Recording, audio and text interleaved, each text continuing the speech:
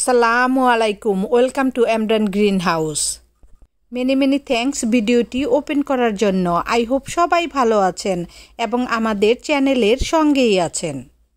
শুরুতেই একটা লাইক এবং শেয়ার দিয়ে দেখতে থাকুন। আর যারা নতুন দেখছেন, যদি ভালো লাগে তাহলে এমরান গ্রিন হাউসকে সাবস্ক্রাইব করে পাশেই থেকে যান। আমি মিসেস এমরান আমার কিচেন থেকে সরাসরি আপনাদের সঙ্গে রান্না করে দেখাবো মিষ্টি কুমড়ো দিয়ে ডিম। অনেক মজার। মিষ্টি কুমড়োটাকে 4 পিস করে নিয়েছি।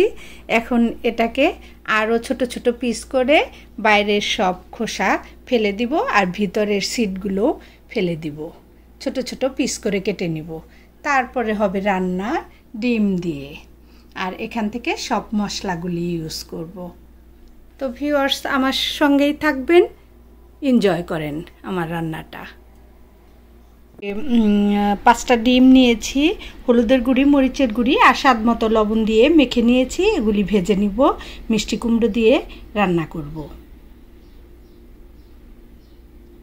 আর এই যে মিষ্টি কুমড়োটাকে ঠিক এভাবে পিস পিস করে কেটে নিলাম।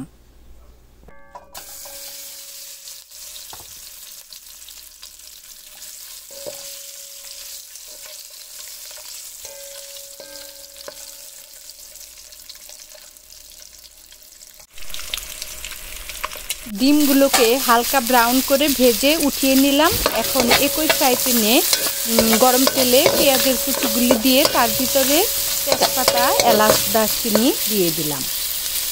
এখন এই পেঁয়াজ কুচিগুলোকেও এই যে ঠিক এভাবে ব্রাউন করে ভেজে নেওয়ার পর এর ভিতরে দিয়ে দিলাম সব মশলার গুলিয়ে রাখা পেস্ট। আদা, রসুন, পেঁয়াজের পেস্টের সঙ্গে অন্যান্য গুঁড়ি মশলাগুলি পানি দিয়ে পেস্ট তৈরি করে দিলে ভালো হয়। এখন কেটে রাখা মিষ্টি কুমড়ার পেস্টগুলো দিয়ে দিলাম। এখন এটাকে শুধু নেড়ে চেড়ে সব মশলাগুলো মিশিয়ে দিব, ভালো করে কষিয়ে নেব। এই যে এভাবে কষিয়ে নিব।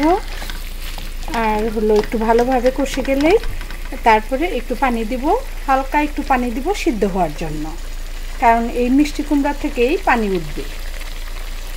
এই যে দেখুন সুন্দর অলমোস্ট সিদ্ধ হয়ে এসেছে। এখন হালকা একটু পানি দিয়ে ডিমগুলো দিয়ে দিব।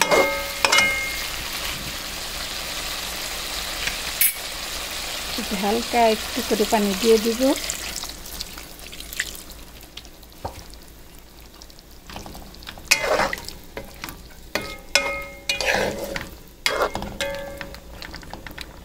এতটুকু পানিতেই সিদ্ধ হয়ে যাবে। আর এই যে ভেজে রাখা ডিমগুলো দিয়ে দিচ্ছি।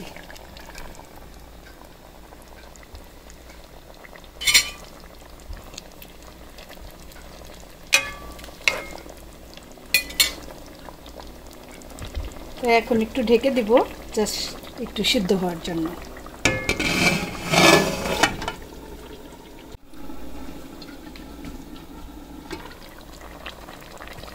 এই যে পানি দিয়ে তারপরে হলো ডিমগুলো দিয়ে দিলাম। এখন হলো শুধু সিদ্ধ হবে আর রান্না হয়ে যাবে। আর এই মিষ্টি কুমড়ো থেকেও পানি উঠতে থাকবে। একটু ঢেকে দিব। এই যে অলমোস্ট ডিম দিয়ে মিষ্টি কুমড়োর রান্না প্রায় শেষ। অনেক সুন্দর একটা কালার এসেছে। এদিকে রান্না হতে থাক আর চলুন আমার গার্ডেন থেকে একটু ঘুরে আসি। এই যে জিনিয়া ফ্লাওয়ারগুলি অনেক সুন্দর ফুটেছে। এভাবে প্রতিদিন জিনিয়া ফ্লাওয়ারগুলি ফোটে।